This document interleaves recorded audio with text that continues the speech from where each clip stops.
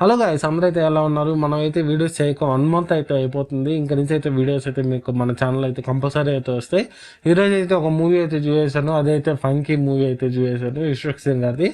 ఓవరాల్గా మన సినిమా గురించి మాట్లాడుకుంటే సినిమాలో అంతేం ఎక్కలేదు. నాకు సినిమా అంతే కొంచెం డొల్లగా అయితే ఉంది.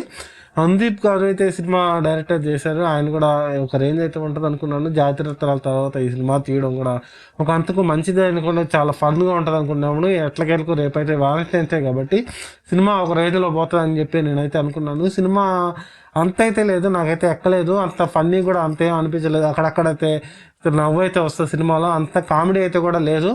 ఇంకా విశ్వక్ సేన్ గారిది ఒక మంచి ఫ్లాప్ అయితే వచ్చిందని చెప్పేసి నేనైతే అనుకుంటున్నాను.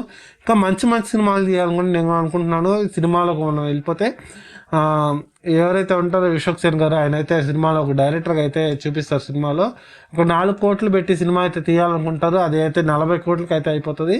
సినిమాలో ఓవరాల్గా ఎలా వచ్చింది, హీరోయిన్ ఎలా వచ్చిందని చెప్పేసి, ఓవరాల్గా ఇంకా స్టోరీ ఏంటి అని చెప్పేసి, దీన్ని ఎలా తీసుకోబోతారని చెప్పేసి సినిమాలో అయితే ఉంటుంది. ఓవరాల్గా సినిమా అయితే నీకు నచ్చిందా అంటే, సినిమా అయితే అంత అయితే నాకు ఎక్కలేదు.